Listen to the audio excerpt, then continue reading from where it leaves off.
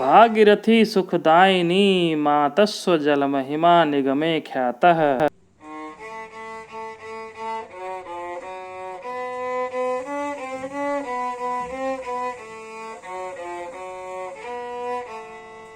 काशी की पवित्र निर्मल अविरल और उत्तरवाहिनी गंगा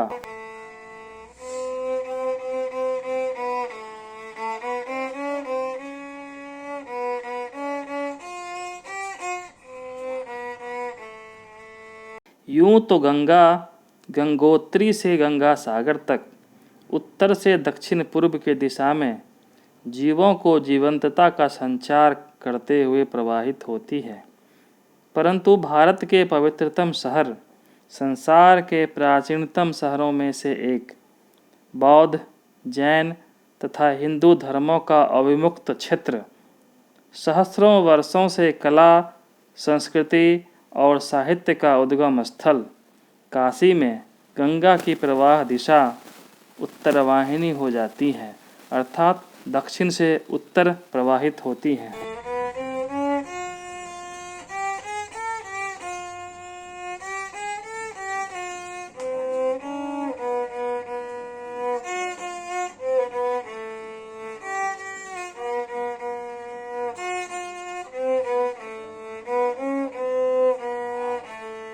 हरिद्वार, काशी, बाढ़ और सुल्तानगंज में गंगा की प्रवाह दिशा उत्तरवाहिनी है, जो शिव के प्रवास तीर्थ के रूप में प्रसिद्ध है।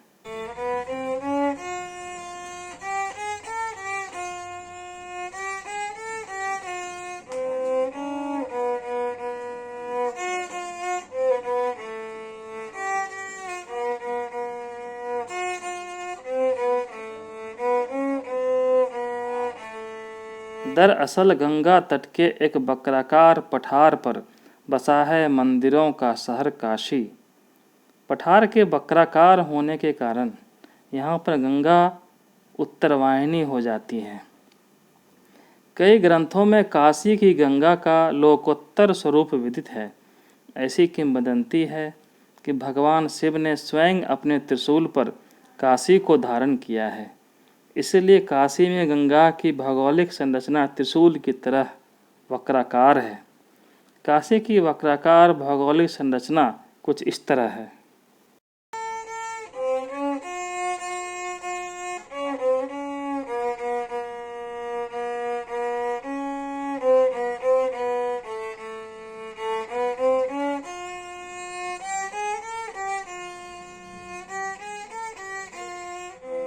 काशी की गंगा महात्रिलोक पावनी कहलाती है। यहाँ की गंगा न सिर्फ जीवनदायिनी, पापनाशिनी तथा पुण्यदायिनी है, बल्कि मोक्षदायिनी भी है। ऐसा कहा जाता है कि भगवान शिव काशी को कभी नहीं छोड़ते और काशी में देहावसान के समय भगवान शंकर मरणोन्मुख प्राणी के दाहिने कान में तारक मंत्र का उपदेश देते हैं। इससे जीव को तत्व ज्ञान हो जाता है और उसके सामने ब्रह्म स्वरूप प्रकाशित हो जाता है और वह जीव भवबंधन से मुक्त हो जाता है। ऐसी मान्यता है कि केवल काशी ही सीधा मुक्ति प्रदान करती है।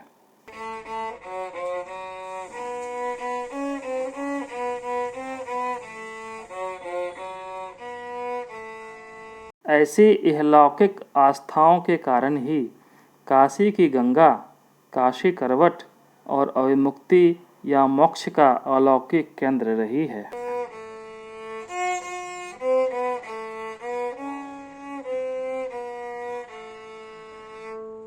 अपने उद्गम से उत्थान तक तथा उत्थान से समुद्र में विलीन होने तक माता स्वरूप गंगा प्राणियों में वात्सल्य जीवंतता का संचार करती हैं, पापों का नाश करती है। परंतु आज मानवों के विकास के दमघोटू होड़ में माता गंगा कपूतों के एक वृद्ध माता की तरह तिरस्कृत और लाचार दिख रही है। ज़रूरत है ध्यानाकर्षण की, ताकि वे हमें जीवंतता प्रदान करती रहें। जय माता गंगे, नमामि गंगे, हर हर गंगे।